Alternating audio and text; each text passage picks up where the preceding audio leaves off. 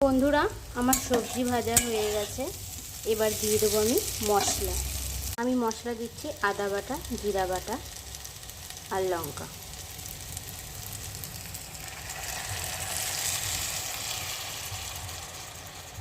দিয়ে দেবো হলুদ গুঁড়ো। এবার দিয়ে দেবো কেটে রাখা টমেটো। মশলা দেওয়া হয়ে গেছে, এটাকে ভালো করে নেড়ে নেব।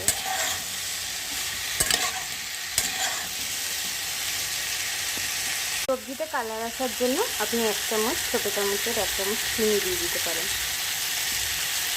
তো বন্ধুরা, আমাদের মশলা কষানো হয়ে গেছে। এবার দিয়ে দেবো জল। পরিমাণে জলটা দেবো।